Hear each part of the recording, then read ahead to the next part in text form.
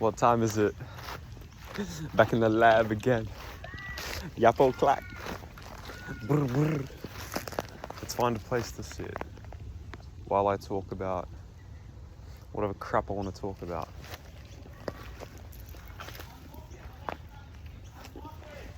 Someone's shouting. Okay, I don't want to get involved. I'm just gonna, humbly and nonchalantly sit down somewhere. I think this is a pretty relatively scenic location. What do you guys think? It's got the gate, it's got, I might just sit right there. Okay. Running through the, yeah, I don't know. What do I want this to be? I don't know what I'm doing. Okay. I've been watching a lot of YouTube videos, of people just talking. And people talk and play Clash. That's Ken. I love Ken. Kenny's got to be the best YouTuber that's ever graced this planet. I've watched Ken, love Ken. And I wanted to make videos like that. Clash Royale or something, and then yapping in the background, because that's just something that I would like to do. But then, there's something called the Ken verse, and it's just a bunch of creators popping up. There's so many, I've seen them, they're all in my YouTube recommended, and they're all basically copying Ken. Not that your videos, my videos have to be original, they're not, but I don't know, I feel like I'd rather just make it something that I can identify with a little bit more. So I don't know, I might yap and do some sort of activity, whether that's maybe a bit of basketball or maybe another game or something. But for now, we're just gonna sit in locations I think are cool, and we're gonna just talk. And we're gonna do that because I feel like I put a lot of my emotional baggage on my friends, and I feel like I lean and rely on them pretty heavily for my emotional needs.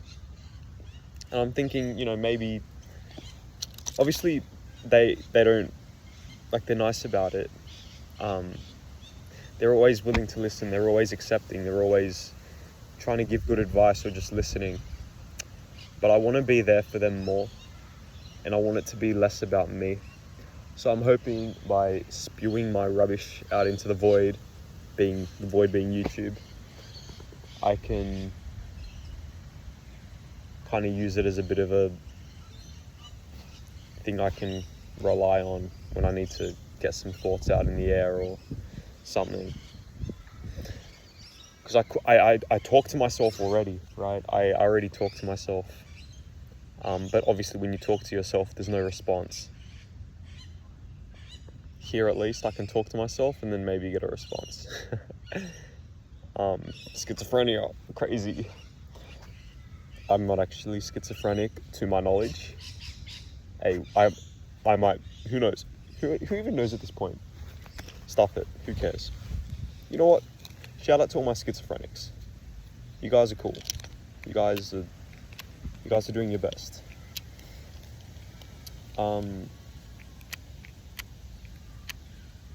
But yeah, today I wanted to talk a little bit about empathy. And I'm gonna tell it through a bit of an anecdote, a little bit of a story. A few months ago, I was going to Woolworths. Whoa.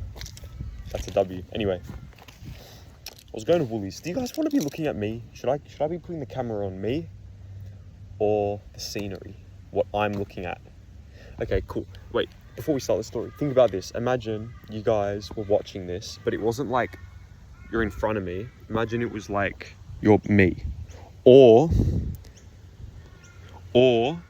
imagine it was like you're next to me and we're both looking at whatever that scenery is. We're just yapping. That could be a good idea. I don't know. Do you guys really want my face? Oof, oof, oof, oof. I don't know. For now, we'll put my face. But yeah.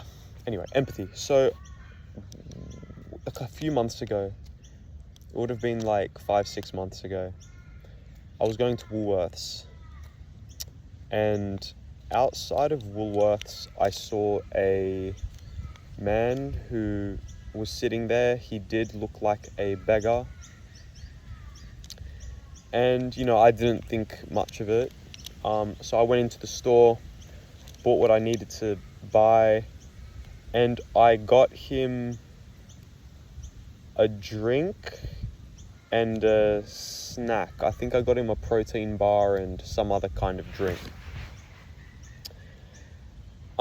So yeah, no biggie. I walked out of the store and I saw him, and I offered him these things I'd bought for him, right? And he said no. He said no. He said he didn't want them. And I said, okay, that's fine. Are you sure? And he said, yeah, no, I'm alright. I don't want them. And I moved on. But I couldn't help but feel that this guy was an ungrateful prick. I was just like, this guy's a jerk. He's so ungrateful. I went into the store. I didn't ask for anything.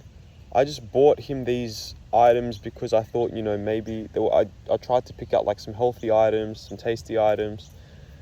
And he just said no, and he turned me down like that. Right? Anyway,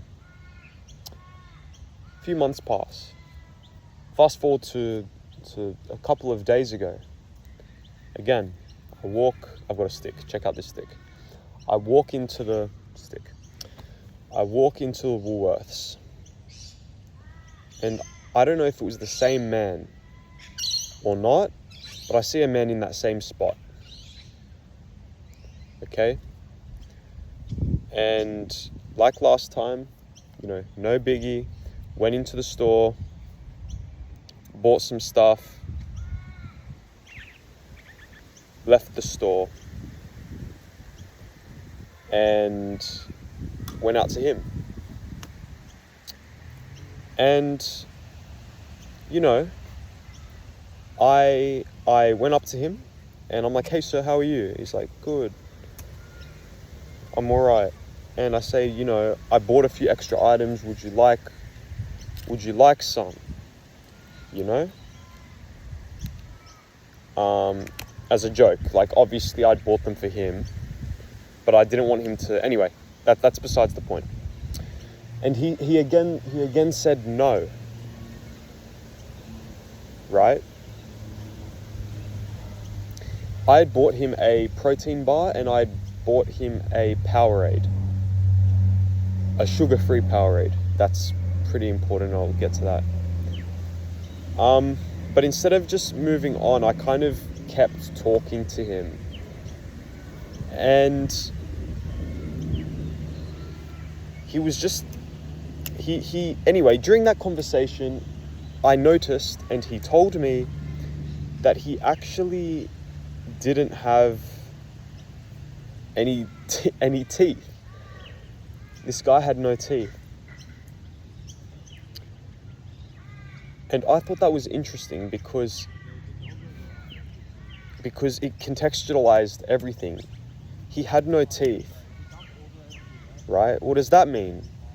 It means that if he had taken my protein bar, he wouldn't have been able to eat it, right? That's why he rejected the protein bar. That's why he didn't want the protein bar. I go, okay, that's interesting. So from his perspective, he was definitely thinking rejecting that would be the kind thing to do. He doesn't have teeth, he can't eat it, he's going to reject it, and that way I can keep the item, right? I've spent my money. So he was being conscious of the other person.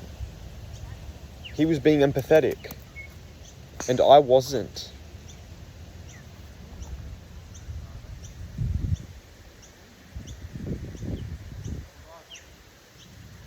Imagine you're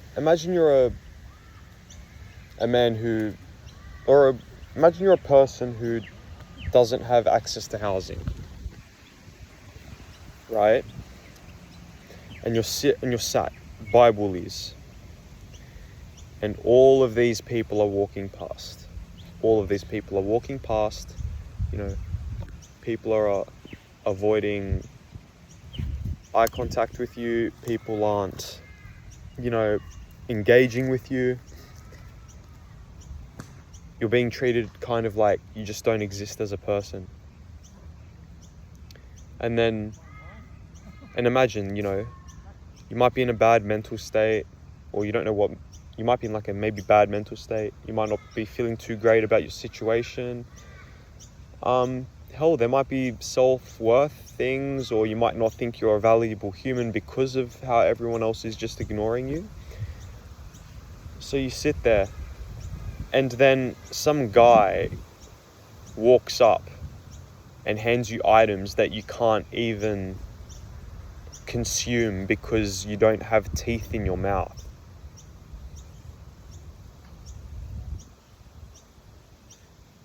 Imagine how by experiencing that you just wouldn't feel seen as a person, Imagine how that would make you feel that, these people who pretend they want to help me don't actually care.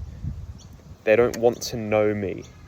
They just feel guilty, and so are trying to alleviate that guilt by handing me some items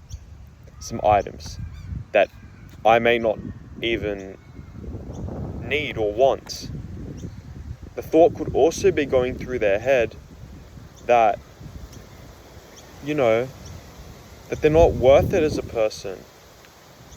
And so why would they take those items anyway?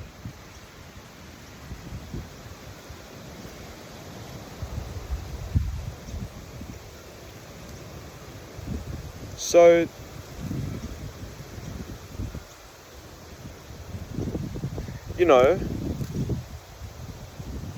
I didn't stop to talk to them and to understand who they are and get to know them as a person, and then give them a gift that they could actually utilize. All I did was feel guilty, buy them something, and then when they rejected it, due to valid reasons, I only thought about how they were ungrateful and how they were spoiled, and they're being picky over which items they're accepting and which they're not. I call myself a Christian, right?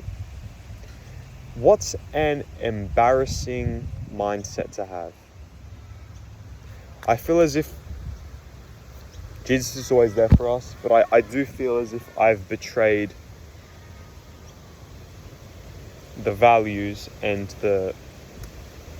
Jesus and the way he calls us to live.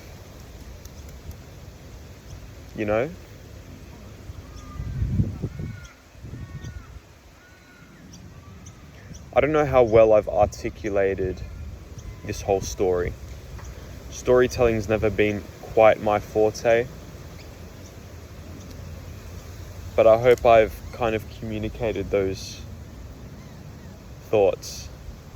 So if I was an empathetic person, I wouldn't take that rejection so personally. Had I actually been thinking about what he needed, I might have asked the question, you know, "Sir, what do you need?"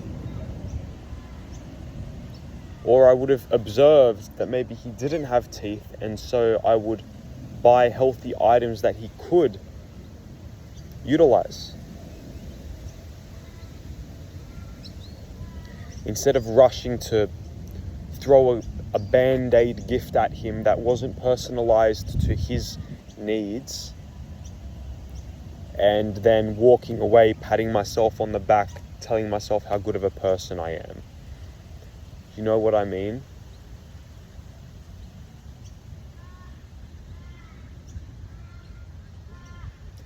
It disappoints me that that man that I interacted with all those months ago probably didn't feel warm and loved when I gave him that gift. Largely due to the fact that I didn't put in the effort to get to know him as a person. And instead rushed to a conclusion or an outcome. So the outcome in my mind with my interaction with that homeless guy was that I'm going to give him the gift, he will be grateful, I'll be a good person. That's the narrative I had. When it didn't go that way, I got a bit offended. And the focus was never really about him, was it? The focus of my efforts was on me and fulfilling that narrative I had in my head. So, what am I trying to take away from this? I think that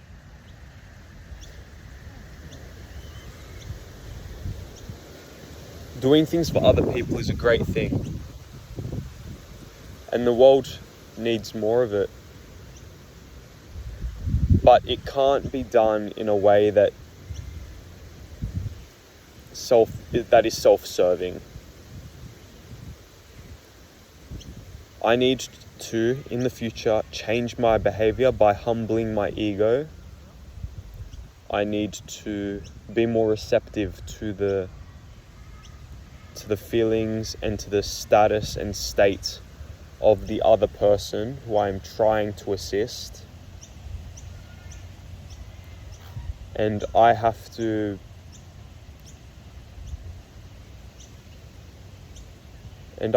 just be more empathetic.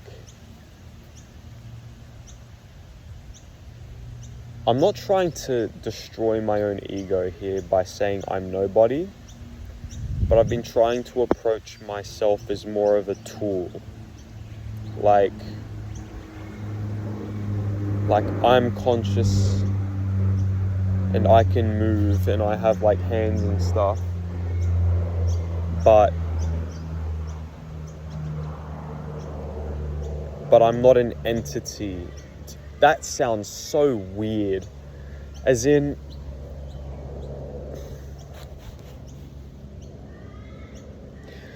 when you watch TV shows, you might be like, oh, I feel bad for this character, you know, this character should do this, oh, this character's so cool. You kind of make judgments on the characters you see in TV, or your friends, or people.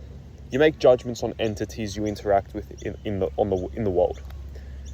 What I'm trying to say here is that I'm trying to not interact with myself as one of those entities, making those judgments about myself, making those assumptions, seeing myself in that kind of way. I want to see myself as a tool in the sense that I want to judge myself one decision at a time based on my actions and decisions. Hell, maybe not even make judgments at all, but just make those decisions. I just want to be a person who makes decisions and who tries to make the right decisions most times.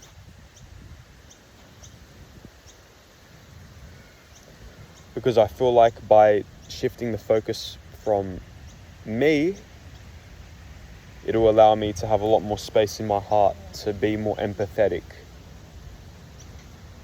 and to understand the perspectives of other people, like that man, like those men.